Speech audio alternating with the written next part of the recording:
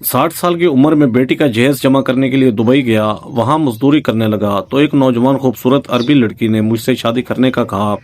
वो मेरी बेटी की उम्र की थी। मैंने मना कर दिया, लेकिन वो बोली तुम्हारी बेटी को बहुत आलीशान जहेज दूंगी। तो मजबूरन मान गया। निकाह के फौरन बाद वो लड़की मुझे कमरे में ले गई और लाइट बंद करते बाजू से कपड़ा हटाया तो जान निकलने लगी कि बाबा इतनी दूर जाना ज़रूरी है क्या। अपनी बेटी की आवाज़ सुनकर मैं जो बैग में कपड़े रख रहा था रुक गया और अपनी बेटी की तरफ देखने लगा, जिसकी आंखों में आंसू थे, जबकि मेरी बीवी एक तरफ बैठी खामोशी से हम दोनों को देख रही थी। हाँ, जाना ज़रूरी है, और ज़रूरी ना होता तो मैं कभी ना जाता।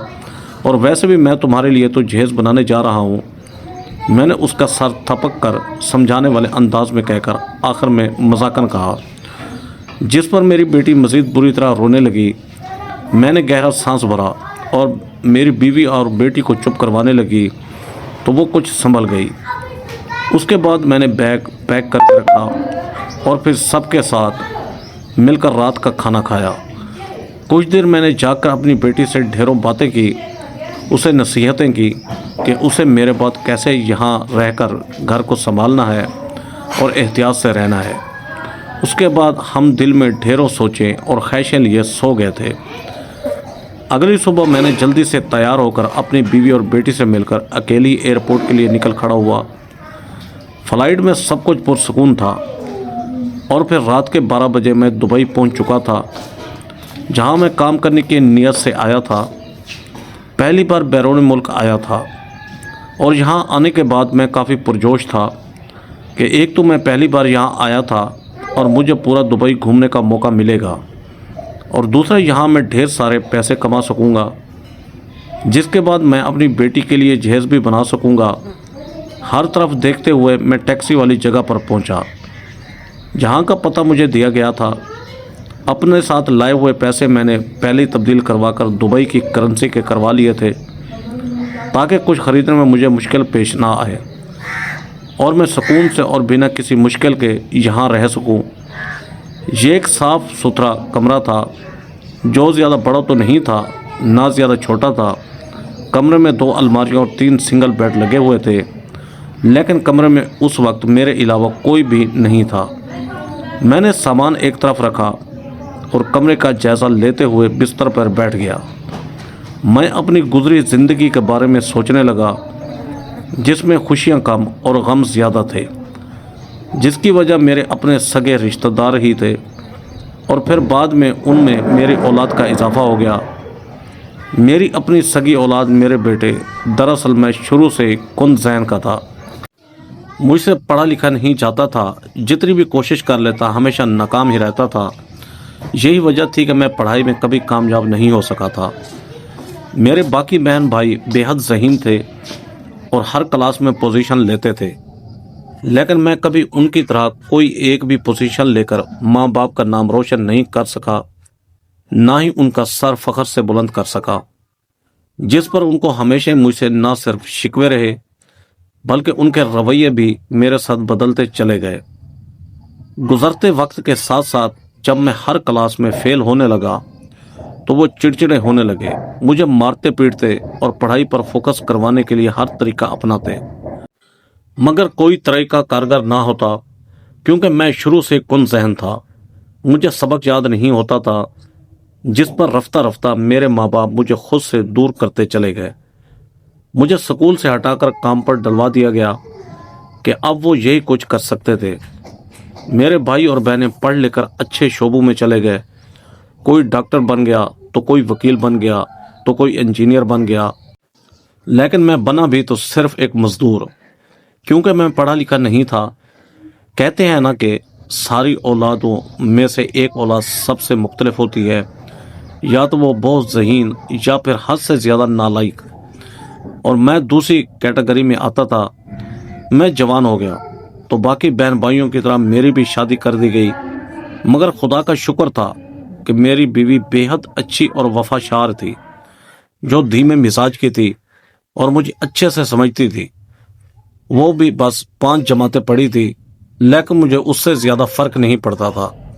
मेरे माँ बाप ने कभी मुझे वो तवज्जो या मोहब्बत नहीं दी थी जो मुझे मेरी बीवी से मिल रही थी, और मैं खुश था मेरे बहन भाई पहले ही मुझे किसी खतर में नहीं लाते थे।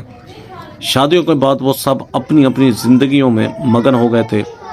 माँ बाप के मरने के बाद मुझे जायदाद में से कोई हिस्सा नहीं मिला था जो कि मेरा हक था, बल्कि उन्होंने ये कहकर मेरा हिस्सा हड़प कर लिया कि मुझ जैसे नकारा बेटे के लिए उन्होंने कुछ नहीं छोड़ा जो वो मुझे दें। और यूं मैं अपनी बीवी और दो बेटियों के हमरा अपने माँ बाप के आसैशों वाले घर से निकलकर एक छोटे से कच्चे मकान में आ गया था। मेरे माँ बाप ने कभी मुझे समझा था ही नहीं और ना समझने की कभी कोशिश की थी। वो मुझे हमेशा मेरी नाकामियों पर दिल बर्दाश्त था, बाकी सबकी कामयाबियों पर उनकी तवज्जो देते ही नजर आए थे। मेरे दिल से कभी उनकी मोहब्बत खत्म नहीं हो सकी थी। 2 बेटों के बाद मेरी एक बेटी पैदा हुई। मैंने मेहनत मजदूरी करके अपने बाल बच्चों का पेट पाला और कुछ पैसे जोड़कर करियाने की दुकान खोल ली, जो दिन ब दिन बढ़ती चली गई और मेरी आमदन में इजाफा होता गया। मैंने पक्का मकान बना लिया जो 3 कमरों, 1 सहन, 1 किचन और 2 बाथरूम पर मुश्तमिल था। बच्चों को पढ़ाया लिखाया और फिर जब बड़ा बेटा वकील बन गया तो उसकी शादी कर दी गई। मुझे खुशी थी कि मेरे बच्चे मेरी तरह कुंद सहन नहीं थे, बल्कि ज़हीन थे और मुआशरे में आला मुकाम हासिल कर रहे थे।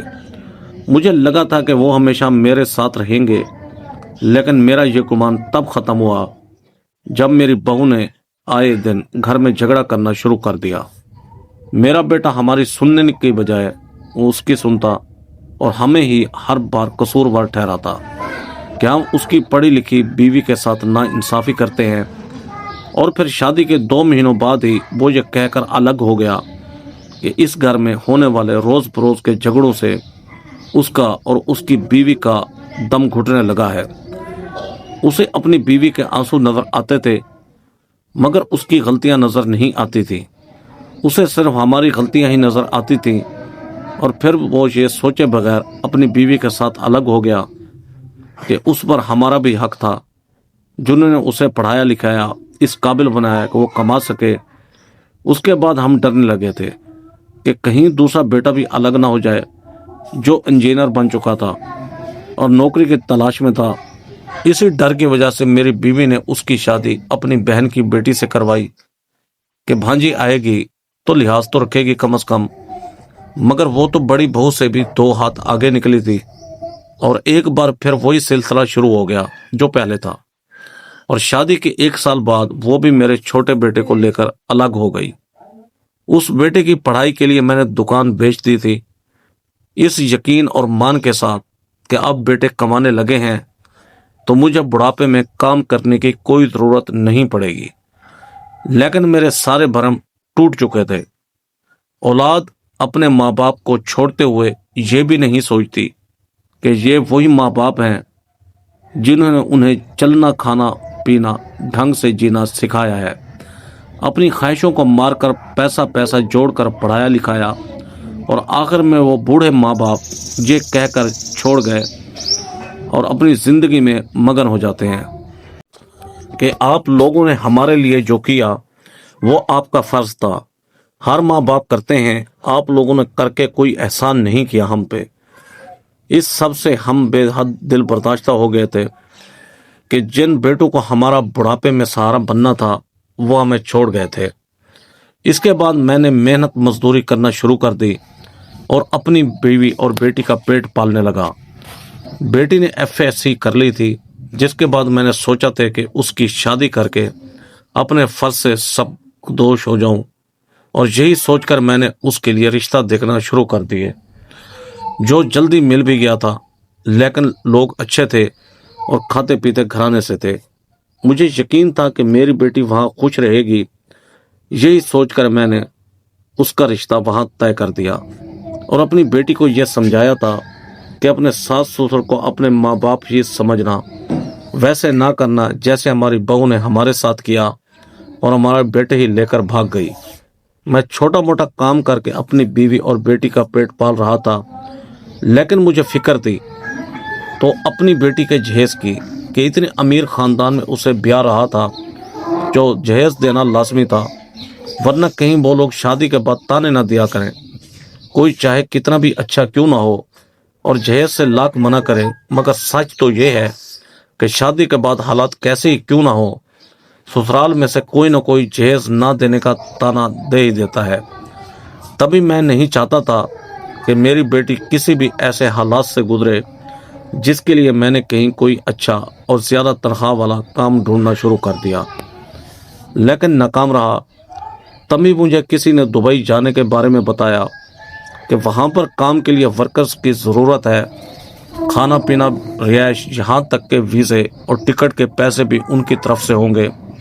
اتنی ساری سہولیات کا سن کر میں کچھ شک میں پڑ گیا کہ شاید کہیں یہ فراڈ نہ ہو اور وہاں جا کر میرے ساتھ نہ جانے کیا سلوک کیا جائے۔ لیکن پھر جب اپنی بیٹی کے جہیز کا سوچا تو وہاں جانے کا فیصلہ کیا کہ اپنی بیٹی کو مجھے زندگی میں ہر خوشی دینی ہے۔ میں نے ہاں کر دی اور پھر 1 مہینے کے اندر اندر میرا ویزا بھی آ گیا، پاسپورٹ اور ٹکٹ سب تیار ہو گیا، اور پھر میں نے اپنی بیوی اور بیٹی کو بتایا، جس پر وہ شاکڑ ہو گئیں، کیونکہ میں نے پہلے سے ان کو نہیں بتایا تھا۔ مجھے پتا تھا وہ مجھے اس عمر میں بیرون ملک نہیں جانے دیں گی۔ میری عمر 60 سال تھی اور میں بوڑھا تھا، تبھی وہ مجھے اتنی دور بھیجنا نہیں چاہتی تھی، مگر میں نے انہیں سمجھا بجھا کر منا ہی لیا تھا، جس کے نتیجے میں یہاں پر آ چکا تھا۔ میں بے حد تھکا ہوا تھا، تبھی یہی سب سوچتے سوچتے جلد ہی گہری نیند میں اتر گیا۔ اگلی صبح جگا تو کمرے میں میرے علاوہ 2 آدمی اور تھے جو بالترتیب 35 اور 36 سال کے تھے۔ دونوں ہی کافی ہنس مکھ اور خوش مزاج تھے۔ تبھی میں جلد ہی ان سے پرتکلف ہو گیا اور ہم تینوں نے ایک دوسرے سے تعارف حاصل کیا۔ ان میں سے ایک ہندوستان سے تھا جبکہ دوسرا میرا ہم وطن ہی تھا، جس پر مجھے کافی خوشی ہوئی کہ پردیس میں کوئی تو اپنا ملا۔ وہ دونوں بھی یہاں کمانے کی غرض سے ہی آئے ہوئے تھے تاکہ اپنے بال بچوں کا مستقبل سنوار سکیں۔ جلد ہی میری ان سے گہری دوستی ہو گئی اور پھر اگلے دن ہمیں کام پر لے جایا گیا، لیکن کام دیکھ کر ہمیں صدمہ لگ گیا تھا۔ ہمارے گمان میں بھی یہ نہیں تھا کہ ہم سے کوئی آسان کام لیا جائے گا، لیکن یہاں ہمیں مزدوری کرنی پڑنی تھی۔ لیکن اب چونکہ ہم یہاں تک آ چکے تھے اور خود سے واپس بھی نہیں جا سکتے تھے، تبھی ہم نے خدا کا نام لے کر کام کرنے لگے۔ اب ہمارا روز کا یہی معمول ہو گیا تھا، صبح کو کھانا کھا کر مزدوری کرنے جاتے ہیں اور دوپہر کا کھانا ہمیں وہیں پر ملتا، اور پھر شام کو فارغ ہو کر ہم اپنے ٹھکانے پر واپس آ جاتے اور تھکے ہارے رات کا کھانا کھا کر سو جاتے تھے۔ اب ہماری یہی روٹین بن گئی تھی، جس سے ہم خوش نہیں تھے تو پریشان بھی نہیں تھے۔ مجھے وہاں پر مزدوری کرتے ہوئے 1 مہینہ ہو گیا تھا۔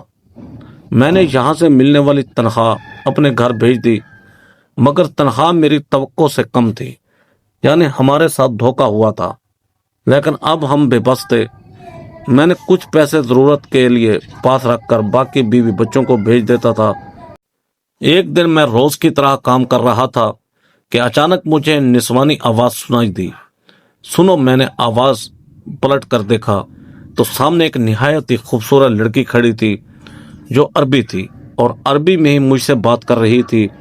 چونکہ یہاں آنے کے بعد میں عربی زبان سیکھ گیا تھا اور مجھے عربی زبان بولنی آتی تھی، تو میں سمجھ گیا کہ وہ مجھے مخاطب کر رہی ہے۔ ہاں جی، میں نے اسے دیکھ کر پوچھا، جو ایک جوان اور خوبصورت لڑکی تھی اور میری بیٹی کی عمر کی ہی تھی، مجھ سے شادی کرو گے؟ اس نے عربی میں کہا۔ میری تو حیرت سے آنکھیں پھیل گئی۔ کیا؟ میں حیرت سے بس یہی پوچھ پایا۔ میں نے پوچھا کہ کیا مجھ سے شادی کرو گے؟ اس نے ایک بار پھر عربی میں پوچھا۔ وہ اتنی خوبصورت تھی کہ اگر میری جگہ کوئی اور ہوتا تو فوراً ہاں کر دیتا، لیکن میں ہاں نہیں کر سکتا تھا، کیونکہ میں یہاں شادی کرنے نہیں آیا تھا بلکہ پیسے کمانے آیا تھا تاکہ بیٹی کی شادی کے لیے جہیز بنا سکوں، اور ویسے بھی میری عمر 60 سال کی تھی اور سامنے کھڑی لڑکی تقریباً 21 برس کی تھی۔ میں کیسے اس سے شادی کر لیتا؟ اس لیے میں نے پھر سے 2 ٹوک انکار کر دیا، جس پر اس نے اگلے ہی پل کہا کہ اگر تم مجھ سے شادی کر لو گے تو میں تمہاری بیٹی کے لیے عالی شان جہیز دوں گی۔ اس کے منہ سے جہیز کی بات سن کر میں چونک گیا کہ اسے اس بارے میں کیسے پتا چلا، اور یہی سوال میں نے اس سے کیا۔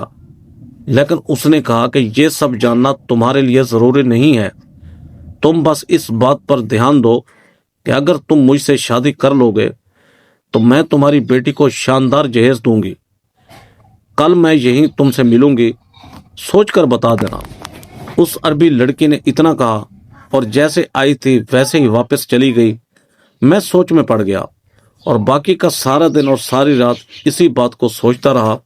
میں 60 سال کا بوڑھا مرد تھا اور وہ ابھی میری بیٹی کی عمر کی تقریباً 21 سال کی لڑکی تھی۔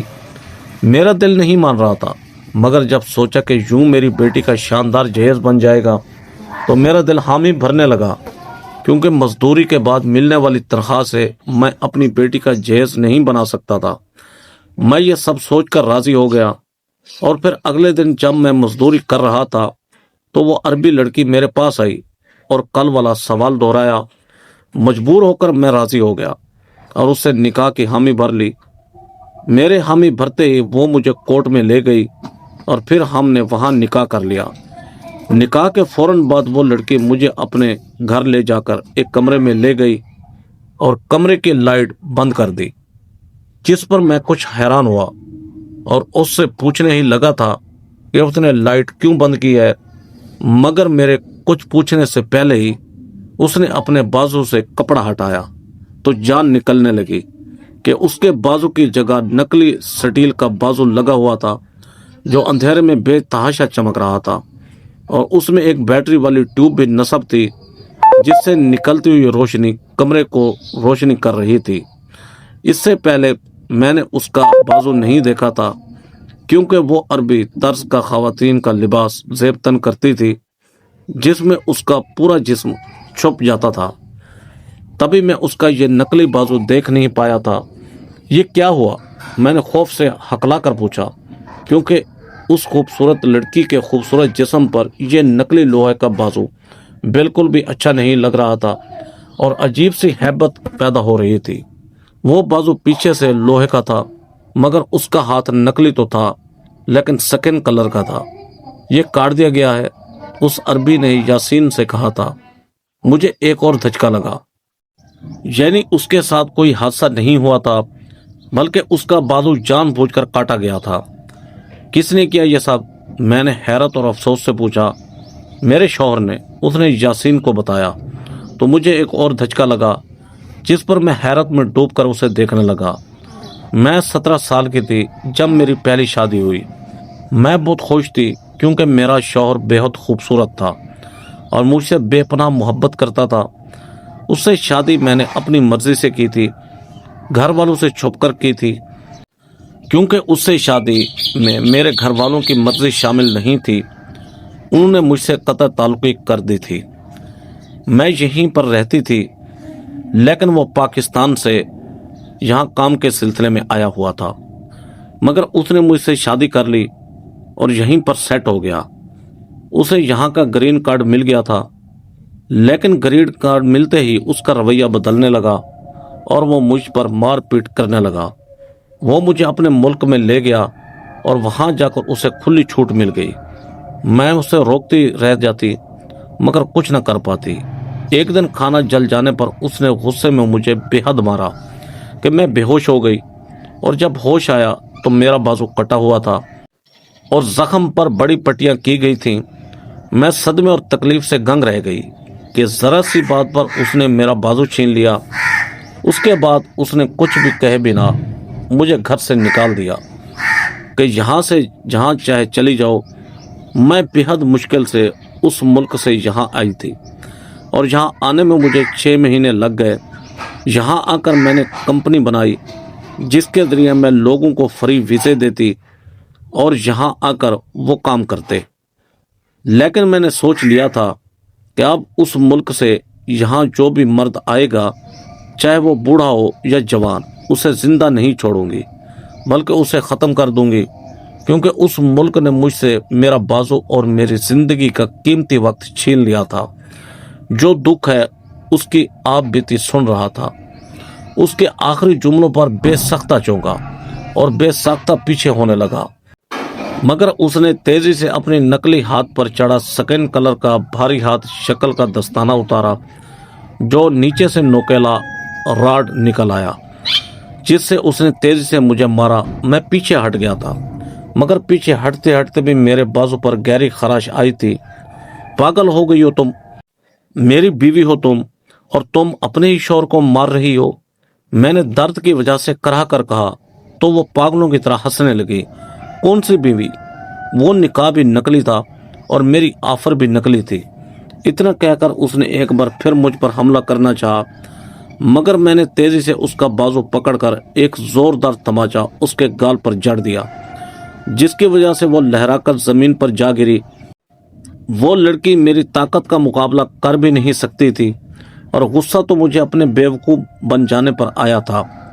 उसने एक बार फिर हमला करना चाहा तो मैंने फिर से उसे थप्पड़ मारकर नीचे गिरा दिया और कहा कि मेरे मुल्क के एक मर्द ने तुम्हारे साथ बुरा किया और तुम हर मर्द की ज़िंदगी बर्बाद कर रही हो, ये सोचे बिना कि उन सब मर्दों के पीछे एक फैमिली है जिसके लिए वो यहाँ ख्वार होकर पैसे कमाने आए हैं।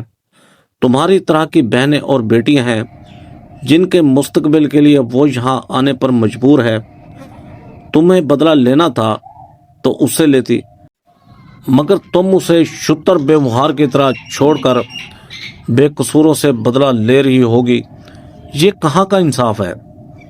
जिसने तुम्हारे साथ बुरा किया है उससे अपने साथ किए बुरे का बदला लो, ना कि बाकी लोगों को नाहक तकलीफ पहुंचाओ। मैंने दहशत ज़दा लहजे में उसे समझाया तो वो रोने लगी, जिस पर मैंने गहरा सांस लिया और अपने जख्म को देखा जिसमें से अभी भी खून रस रहा था। मैंने तकलीफ पर काबू पाकर तेजी से इधर उधर देखा, एक कपड़ा ढूंढा और तेजी से अपने जख्म पर बांध लिया, जिससे खून रसना बंद हुआ। उसके बाद मैंने गहरा सांस लिया और उसे तसल्ली दी और कहा कि तुम मुझे बताओ, मैं जहाँ तक हो सका तुम्हारी मदद जरूर करूँगा। मेरी बात सुनकर उसने मेरी तरफ देखा और कहा, मुझे उसे भी वही तकलीफ पहुँचानी है जो उसने मुझे पहुँचाई, इसलिए अब मैं भी तुम्हारे साथ पाकिस्तान जाऊंगी और तुम्हारी बेटी का जहेज भी आलीशान होगा। उसने कहा तो मैंने भी सर हिला दिया। अगले दिन उसने हमारी टिकट्स बुक करवाई और फिर हम वापस मेरे मुल्क चले आए। यहाँ आने के बाद हम सीधा मेरे घर गए, जहाँ मेरी बीवी और बेटी उस अरबी लड़की को देखकर हैरान हुई। मैं मुतमईन था कि वो मेरी बीवी नहीं थी, क्योंकि वो निकाह झूठा था और उसने मुझे सिर्फ अपने घर तक ले जाने के लिए झूठा ड्रामा किया था। उस दिन उसने मेरी बेटी को जहेज देने के लिए हर छोटी से छोटी और बड़ी से बड़ी चीज़ खरीदी, क्योंकि शादी के दिन करीब आ गए थे। मैंने उसे कहा था कि शादी के बाद उसके साबका ससुराल जाकर उसका मामला देखेंगे, जिस पर वो राजी हो गई थी। 1 महीने बाद शादी का दिन भी आन पहुंचा और फिर बारात का शानदार इस्तकबाल किया गया। निकाह हो चुका था, मगर मेरे सर पर धमाका तब हुआ जब उस अरबी लड़की ने बताया कि दूल्हे का भाई यानी मेरी बेटी का जेठ ही उसका साबका शौहर था। मैं अजीब कश्मकश में पड़ गया था और अपनी बेटी के लिए परेशान भी होने लगा था कि कहीं उसके साथ भी ऐसा ही ना हो जैसा इस अरबी लड़की के साथ हुआ था। और कश्मकश इस बात की थी कि अगर मैं इस अरबी लड़की का साथ देता तो कहीं मेरी बेटी के ससुराल वाले उसके साथ कुछ बुरा ना कर दें या उसे घर से ना निकाल दें। मैंने इस बात का जिक्र उस अरबी लड़की से किया तो वो भी सोच में पड़ गई। उसने मुझे बताया कि उसके ससुराल वालों और उसके शौहर ने उसके साथ अच्छा सलूक नहीं किया था। तभी मैं डर गया था। अभी तक उसके साबका शौहर ने उसे नहीं देखा था। बारात रुखसत हो गई तो हम लोग भी घरों को रवाना हो गए। अगले दिन मेरी बीवी और अरबी लड़की मेरे साथ मेरी बेटी के घर नाश्ता लेकर गए। उसने नकाब कर रखा था, तभी कोई उसे पहचान नहीं पाया था। वो अपने साबका शौहर को अगवा करके ले गए थे, किसी को पता भी नहीं चला था। काफ़ी देर वहाँ गुजारने के बाद हम लोग वापस आ गए। वलीमा और मकलावे की रस्म के बाद अगले दिन मैं और वो अरबी लड़की एक वीरान जगह पर पहुँचे, जहाँ एक मकान में उसके साबका शौहर को रखा गया था, जिसका नाम अम्मार था।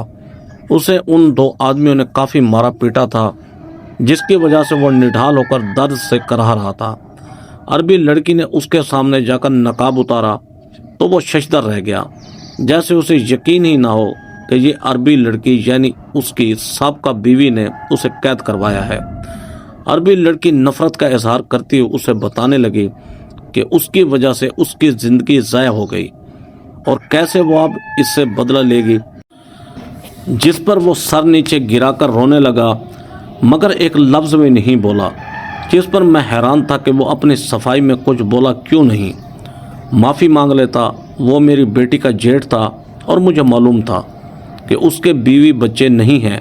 وہ لڑکی چیخ چیخ کر اپنی بھڑاس نکالتی رہی اور پھر اچانک اس نے ایک لوہے کی سلاخ اٹھائی اور بولی کہ تم نے مجھ سے میرا بازو چھینا تھا، میں تم سے تمہاری آنکھیں چھین لوں گی۔ وہ گرم دیا سلائی تھی جسے آنکھوں میں گھونپ دینے سے آنکھیں ضائع ہو جاتی ہیں، اور وہ لڑکی عمار کے ساتھ یہی کرنے والی تھی۔ عمار نے اس کی بات سن کر چہرہ اٹھا لیا جیسے خود کو سزا کے لیے تیار کیا ہو۔ وہ اب بھی بے آواز رو رہا تھا۔ اس کے رویے پر مجھے بہت تعجب ہوا، اور اس سے پہلے کہ وہ اس کی آنکھیں نکالتی میں نے تیزی سے دیا سلائی پکڑ کر ایک طرف پھینکی اور عربی لڑکی کے غصے کی پرواہ کیے بغیر عمار سے پوچھا کہ وہ اس سزا پر چپ کیوں ہے، اسے خوف یا ڈر کیوں نہیں لگ رہا، جس پر وہ پھیکا سا مسکرایا، بتانے لگا کہ اسے خوشی سے یہ سزا قبول ہے کیونکہ وہ اس عربی لڑکی جس کا نام زائشہ تھا اپنی زندگی سے نکال دینے کے بعد کبھی سکون سے جی نہیں پایا تھا۔ اس نے زائشہ کو کبھی طلاق نہیں دی، نہ ہی دے سکتا تھا، کیونکہ وہ اس سے محبت کرتا تھا اور آج بھی کرتا ہے۔ اس سے نکاح کے بعد زائشہ کے والدین نے عمار کی بہن کو اغوا کروا لیا تھا اور اس پر تشدد کرنے لگے تھے۔ ان کی شرط یہ تھی کہ وہ زائشہ کو مار دے یا اتنا نقصان پہنچائے وہ خود مر جائے، کیوں وہ گھر سے بھاگی تھی۔ وہ اس کی شادی کبھی نہیں کروانا چاہتے تھے کیونکہ یوں ان کی جائیداد تھی جو زائشہ کا حصہ تھی، وہ غیر خاندان میں چلی جاتی، جبکہ وہ سب کچھ خود ہڑپنا چاہتے تھے۔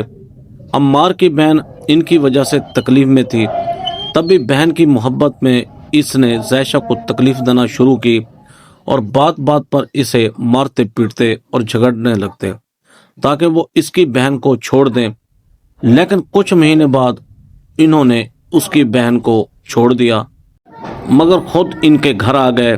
یہ وہی دن تھا جب زائشہ بے ہوش پڑی تھی۔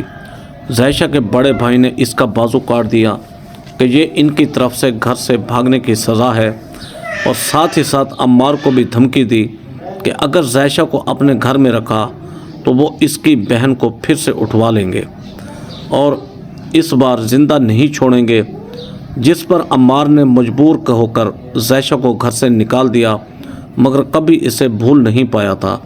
یہ سب زائشہ کے بھائیوں اور باپ کا کیا دھرا تھا، مگر عربی لڑکی زائشہ ہمیشہ عمار کو غلط سمجھ کر اس سے نفرت کرتی رہی۔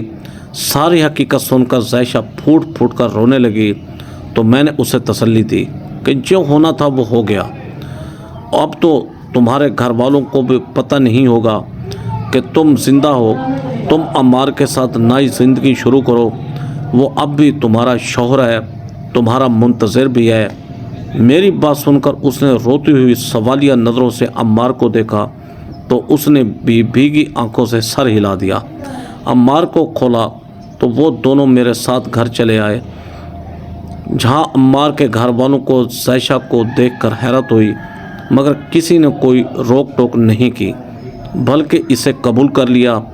سب کچھ ٹھیک ہو گیا اور سب ایک بار پھر اپنی زندگی میں ہنسی خوشی مگن ہو گئے، مگر کچھ لوگوں کی سوچ کبھی نہیں بدل سکتی، لیکن میں خوش بھی تھا کہ اس عربی لڑکی زائشہ کی زندگی اب خوشیوں سے بھر چکی ہے۔ دوستو کمنٹ باکس میں اپنی رائے کا ضرور اظہار کیجیے گا کہ یہ سٹوری آپ کو کیسی لگی۔ ایسی سبق آموز سٹوری دیکھنے کے لیے ویڈیو کو لائک کریں، ہمارے چینل شوکت وائس کو سبسکرائب کر کے بیل آئیکن کو دبا کر آل پر کلک کر دیں تاکہ آپ کو ہر آنے والی نیو ویڈیو کا نوٹیفیکیشن سب سے پہلے ملے۔ Thanks for watching. اللہ حافظ۔